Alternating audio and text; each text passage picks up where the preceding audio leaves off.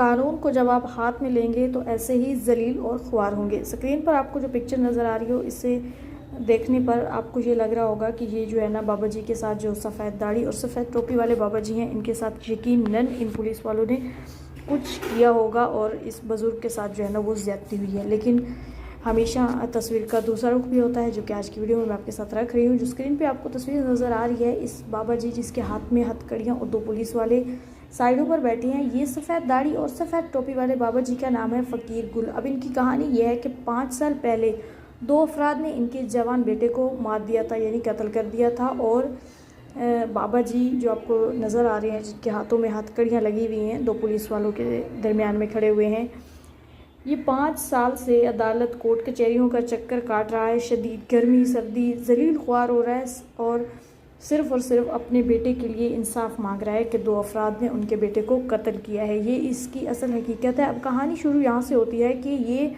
सिलसिला कोई 1-2 हफ्ते 1-2 महीने या 1-2 साल का नहीं है, बल्कि 5 साल पहले की ये कहानी है। 5 साल पहले यानी बाबा जी के बेटे को 2 अफराद ने मारा था। मुसलसल पेशी पर आने के बाद उनको तारीख पे तारीख मिलती रही। उसके बाद हर महीने मुखालिफिन बाबा जी का मजाक उड़ाते थे कि तुम हमारा कुछ नहीं बिगाड़ सकते। जैसा कि हमारे माशरे में जो है ना वो अदलिया है कि जिनकी जो है ना वो ज़रा पैसे वाले हों, ये कह सकते हैं, उनका इंसाफ जल्दी फराम हो जाता है। और जो ज़रा निचले तबके के होते हैं तो उनके लिए यही चीज़ें होती हैं कि पेशी उनको हर बार तारीख ही दी जाती है।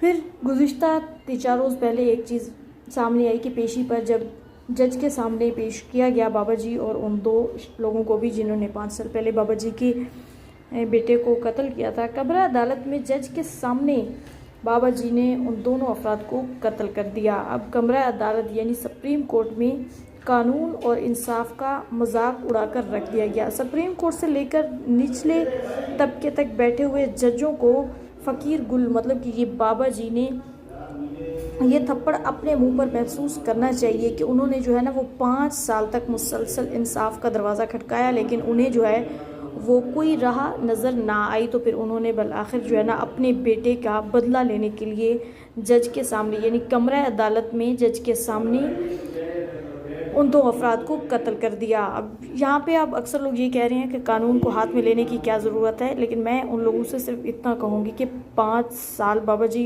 उसी कानून का दरवाज़ा खटखटा रहे थे, अपने बेटे के लिए इंसाफ मांग रहे थे, मुसलसल जलील हो रहे थे, ख्वार हो रहे थे, गर्मी सर्दी हर हालात में जा रहे थे, लेकिन वहाँ से उनको क्या मिल रहा था? सिर्फ़ और सिर्फ पेशी।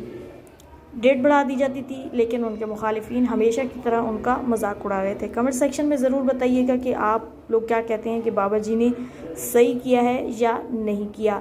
हमारा चैनल एम मीडिया रिपोर्ट को लाइक शेयर और सब्सक्राइब ज़रूर कीजिएगा ताकि हमारी आने वाली हर नई वीडियो का नोटिफिकेशन आप तक आसानी से पहुँच सके।